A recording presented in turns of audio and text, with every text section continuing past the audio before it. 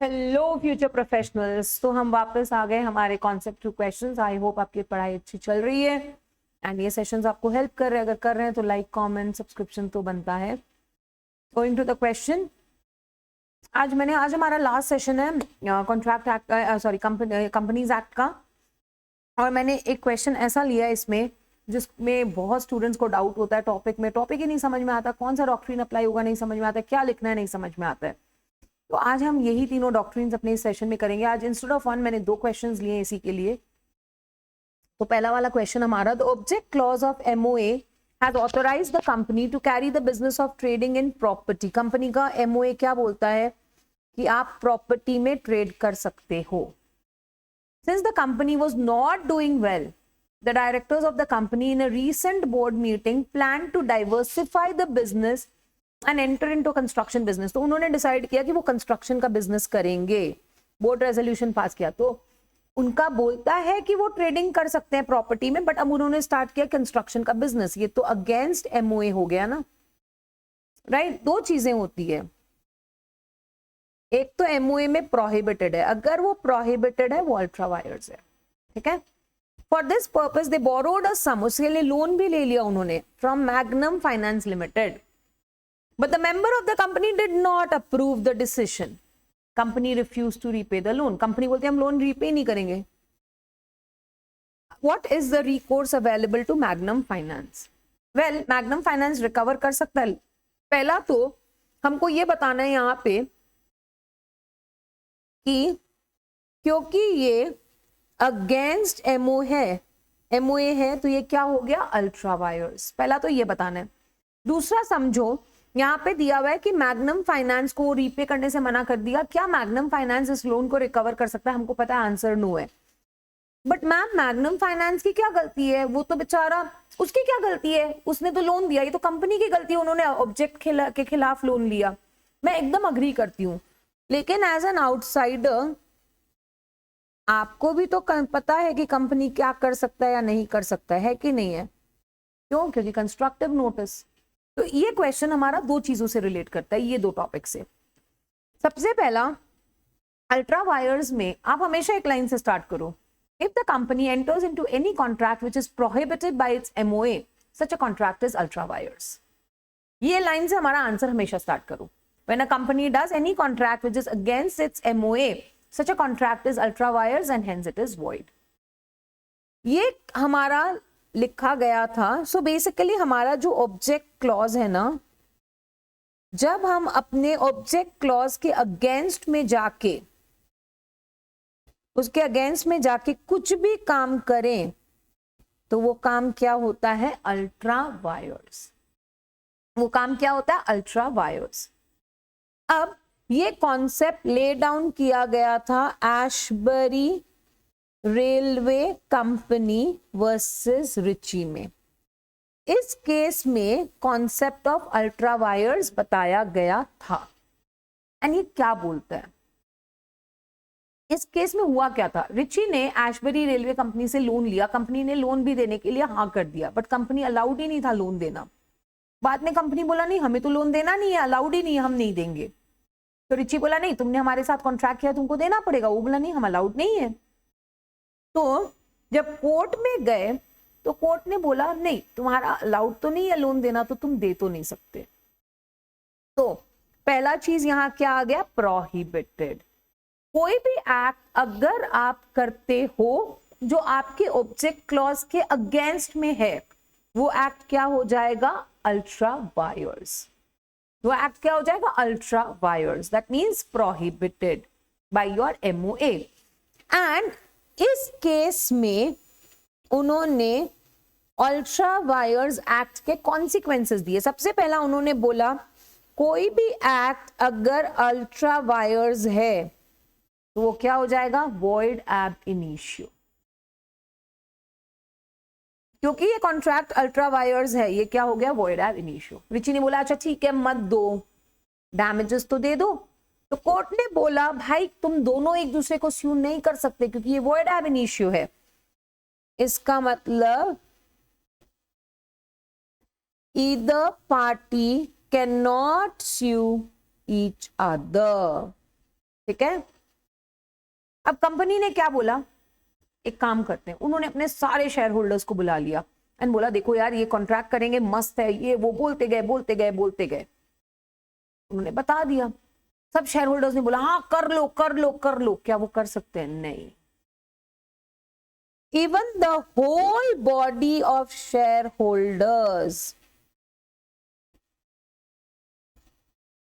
even the whole body of shareholders cannot ratify it। मतलब क्या, अगर सारे के सारे हाँ बोल दे तो भी ये रैटिफाई तो नहीं हो सकता। मैम मतलब हम कभी कर ही नहीं सकते। अरे नहीं रे बाबा, आप ऑल्टर करो एमओए फिर करो ना। आप क्या कर रहे हो, पहले करके फिर ऑल्टर करना चाहते हो, तो ये नहीं हो सकता ना। अब यहाँ पे एक लास्ट चीज और है, अगर आपने कोई भी ऐसा एक्ट किया है, जैसे सपोज करो कंपनी लोन ले सकता है, डायरेक्टर लोन ले सकता है, लेकिन शेयर होल्डर के कंसेंट से, शेयर होल्डर के कंसेंट से। इसका मतलब लोन लेना अलाउड है, ये प्रोहिबिटेड नहीं है, वो रेस्ट्रिक्टेड है कि तुम कर सकते हो शेयर होल्डर के कंसेंट से। तो लोन लेना प्रोहिबिटेड नहीं, आप कर सकते हो, लेकिन शेयर होल्डर का कंसेंट चाहिए। So if it is ultra vires the directors, मतलब डायरेक्टर्स नहीं कर सकते क्योंकि उनको कंसेंट लेना पड़ेगा, but intra vires the company, मतलब कंपनी कर सकती है, देन उस केस में इट कैन बी रैटिफाइड। मतलब हमारे कंपनी के डायरेक्टर्स कंपनी के बिहाफ पे लोन ले सकते हैं, लेकिन जब वो लोन लेंगे तो उनको अप्रूवल लेना पड़ेगा शेयर होल्डर्स का। उन्होंने अप्रूवल के बिना ले लिया, शेयर होल्डर्स बाद में भी अप्रूवल दे सकते हैं, इट कैन बी रैटिफाइड। अब ये तो समझ में आ गया मैम, बट ये तो गलत हुआ ना उसके साथ में, मैग्नम के साथ में। तो देखो अंडर सेक्शन 399 क्या बोलता है, जब आप कोई भी डॉक्यूमेंट्स रजिस्ट्रार के पास फाइल करते हो, जब आप कोई भी डॉक्यूमेंट रजिस्ट्रार के पास फाइल करते हो, तो ऐसा फाइलिंग पे वो डॉक्यूमेंट बन जाता है क्या? Public document. क्या बन जाता है? Public document. एंड ये माना जाता है कि कोई भी पर्सन कंपनी के साथ अगर डील कर रहा है तो उसको नॉलेज है। मतलब क्या? क्योंकि वो पब्लिक डॉक्यूमेंट है, वो ओपन है, कोई भी जाके उसको पढ़ सकता है।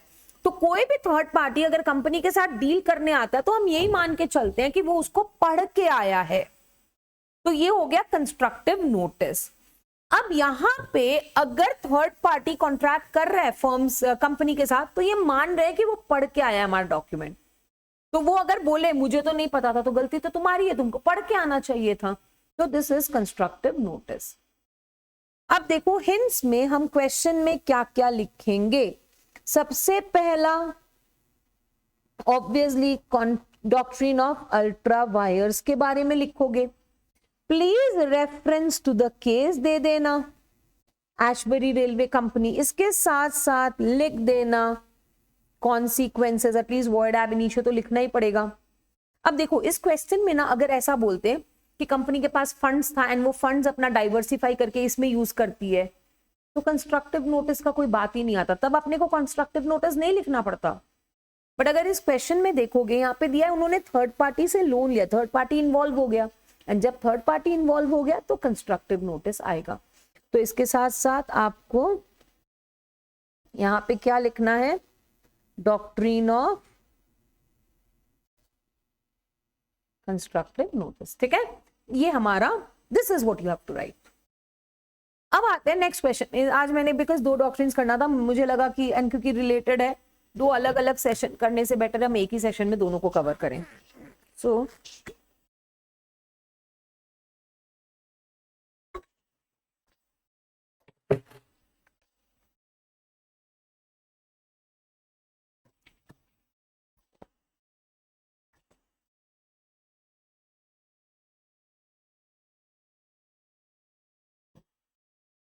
So moving to the next question. Articles of association. Articles of association of XYZ Private Limited provides that board of directors can take loan up to 50 lakhs, मतलब ले सकते हैं for the company in the case where the loan amount is in excess special resolution is required to be, मतलब ज्यादा भी ले सकते हैं। तो देखो क्या ये एक्ट प्रोहिबिटेड है? नहीं मैम, 50 लाख से ज्यादा तो प्रोहिबिटेड है। नहीं, प्रोहिबिटेड कहाँ है? आप ले सकते हो शेयर होल्डर्स का कंसेंट लेके, तो प्रोहिबिटेड तो नहीं है। तो प्रोहिबिटेड नहीं, अगर वो प्रोहिबिटेड होता तो अल्ट्रा वायर्स होता। ये प्रोहिबिटेड नहीं है, ये है रेस्ट्रिक्टेड, कर सकते हो सब्जेक्ट टू कंडीशन, रेस्ट्रिक्टेड हो गया, राइट? तो ये जब भी रेस्ट्रिक्टेड होता है तो इंडोर मैनेजमेंट आएगा। इंडोर मैनेजमेंट मतलब इंटरनल मैनेजमेंट। एक बात हमेशा याद रखना, जब भी आपको क्वेश्चन आए इंडोर मैनेजमेंट में, तो हमेशा एक लाइन जरूर लिखना, the outsider is in no way responsible for non fulfilment of the conditions by the company या for the internal management of the company. ये लिख देना, ये छाप के आना उसमें। तो यहाँ पे देखो, अगर बोलते कि लोन लेना अलाउड ही नहीं है तो अल्ट्रा वायर्स होता। यहाँ पे बोल रहा अलाउड है स्पेशल रेजोल्यूशन के साथ, जो अलाउड नहीं है वाला तो बात नहीं है। तो अगर अलाउड है तो वो रेस्ट्रिक्टेड, वो प्रोहिबिटेड नहीं है, वो रेस्ट्रिक्टेड है। तो जब रेस्ट्रिक्टेड हो गया तो आ गया हमारा डॉक्ट्रिन ऑफ इंडोर मैनेजमेंट। हम जब भी कंपनी के साथ कॉन्ट्रैक्ट करते हैं, हमको ये देखना है कि कंपनी को अलाउड है या नहीं वो करना, बट वो पावर कंपनी को कैसे मिला वो हमको देखने की जरूरत नहीं है। कंपनी को स्पेशल रेजोल्यूशन पास करना है, अर्जेंट नीड के कारण कंपनी ने लोन लिया without passing a special resolution, तो तुम्हारी इंटरनल गलती है था और थर्ड पार्टी का कोई रिस्पॉन्सिबिलिटी नहीं है। The bank on believing, and उन्होंने बोला बैंक को कि हमने स्पेशल रेजोल्यूशन पास कर लिया, बैंक ऑन बिलीविंग लोन दे दिया। जब उन्होंने रीपेमेंट मांगा तो कंपनी बोलता हम नहीं पे करेंगे क्योंकि स्पेशल रेजोल्यूशन पास नहीं हुआ। क्या कंपनी मना कर सकती है? तो आता है हमारा डॉक्ट्रिन ऑफ इंडोर मैनेजमेंट। तो ये हमारा डॉक्ट्रिन ऑफ इंडोर मैनेजमेंट है क्या? डॉक्ट्रिन ऑफ इंडोर मैनेजमेंट बोलता है कि as an outsider I am not responsible for the internal management. मतलब क्या, मैं जब कंपनी के साथ डील करने जा रही हूं, मुझे ये देखना है कि कंपनी के पास अलाउड है या नहीं ये करना, कैसे मिला वो मेरी ड्यूटी नहीं है। मैं यहाँ इन्वेस्टिगेशन एजेंसी नहीं रन कर रही हूँ कि चेक करूँ ये कंपनी ने किया कि नहीं किया, ये मेरा ड्यूटी नहीं है। तो company is not, outsider is not liable for the internal management. And इसमें ये केस में लिखा गया था, इसके बारे में केस है रॉयल ब्रिटिश बैंक वर्सेस टर्कवन। तो इस केस में क्या हुआ ना, ये बैंक को बॉन्ड्स अलाउ था इशू करना, बट उसको शेयर होल्डर्स का कंसेंट लेना होगा। बैंक ने कंसेंट लिए बिना बॉन्ड्स इशू कर दिया टर्कवन को। अब टर्कवन बाद में इन कैश कराने गया बॉन्ड, बैंक बोलता है हमें नहीं पे करना। क्यों नहीं पे करना? क्योंकि हमारे पास तो कंसेंट था ही नहीं। तो टर्कवन बोला तो मेरी क्या गलती है, तुम्हारे पास कंसेंट नहीं था, ये तुम्हारा हेडेक है। तो बैंक ने बोला नहीं, हमारे पास कंसेंट नहीं था, हमारे पास लोन लेने का परमिशन नहीं था, हमने फिर भी लोन लिया, तो अब हम तुमको ये पैसा रीपे नहीं करेंगे। बैंक ने मना कर दिया। Can the bank refuse? नहीं। एज एन आउटसाइडर मुझे बैंक के इंटरनल मैनेजमेंट से कोई लेना देना नहीं है। तो ये इस केस में लिखा गया था। तो the outsider is not responsible for the internal management of the company, ये आप लिखोगे, ठीक है। लेकिन बिकॉज इसके कारण ना लोग बहुत मिसयूज करने लग गए ये, तो इसको अवॉइड करने के लिए कुछ केसेस में कुछ लोचास रखे गए कि इस केस में इंडोर मैनेजमेंट में कोई रिलीफ नहीं मिलेगा। पहला है नॉलेज ऑफ इररेगुलरिटी। आपको पता है कुछ गड़बड़ है, आपको पता है कुछ गड़बड़ है, आप रिलीफ नहीं ले सकते हो। You know something is wrong, you can not claim any relief. अभी कंपनी का डायरेक्टर कंपनी को तभी लोन दे सकता है अगर शेयर होल्डर्स का कंसेंट लिया। बिना कंसेंट के लोन दे दिया, कंपनी बोला रीपे नहीं करेंगे क्योंकि कंसेंट नहीं लिया, वो बोलते हैं तुम्हारी कंपनी, तुम्हारा लायबिलिटी, मेरा क्या, ये वो, ही स्टार्ट फाइटिंग। क्या वो फाइट कर सकता है? नहीं, क्योंकि आप भी कंपनी के इंटरनल मैनेजमेंट हो, आपको पता है कि गड़बड़ हुआ है, तो तो आप किस बात पे रिलीफ क्लेम कर रहे हो? तो जब आपको पता है गड़बड़ के बारे में, you can not claim any relief. दूसरा, नेग्लिजेंस। अगर आपने नेग्लिजेंस किया, सपोज करो आप मेरे कोचिंग पे कोचिंग लेने आते हो, आप आते हो यहाँ पे, कोई अजीब सा इंसान आपने कभी नहीं देखा, एक सिक्योरिटी गार्ड आके बोलता है क्या चाहिए, आप बोलते हो एडमिशन लेने आए हूँ, पैसे दे दो, दे देंगे, आप उसको पैसे दे के चले जाते हो, वो मैं जानती ही नहीं हूँ कौन है। क्या आप मुझसे बोल सकते हो मैम मैंने तो पैसे दिए, मुझे तो क्लास दो? नहीं, आपकी नेग्लिजेंस है, ऐसे सिक्योरिटी गार्ड को क्यों पैसे दे दिए? तो आई am not liable for your negligence. तो अगर किसी ने कंपनी के साथ कॉन्ट्रैक्ट करने में नेग्लिजेंस किया तो कंपनी की रिस्पॉन्सिबिलिटी नहीं है। Third, forgery. फोर्जरी के केस में हमेशा याद रखना, forgery is a nullity, does not convey any title. Forgery, आप कितने भी इनोसेंट होना, आपको कोई रिलीफ नहीं मिल सकता, कुछ नहीं हो सकता। फोर्जरी फोर्जरी है, कोई रिलीफ नहीं है। अब मैं हिंट्स आपको बताती हूँ, क्वेश्चन में आप क्या क्या लिखोगे। आप एक्सप्लेन करोगे कॉन्सेप्ट ऑफ इंडोर मैनेजमेंट, मैंने जो लाइन दिया है वो जरूर छेप देना इधर, ठीक है। एंड आप yes please reference to case देना। रेफरेंस टू केस कैसे दोगे? It was held in this case, वैसे करके, ठीक है। So this is it. I hope आपको कॉन्सेप्ट समझ में आया, आई होप आपको लॉ लॉजिकली समझ में आया। Till I see you for the next session. पढ़ते रहिए, लॉ को समझते रहिए लॉजिकली। तब तक मिलते हैं वापस इन द नेक्स्ट सेशन।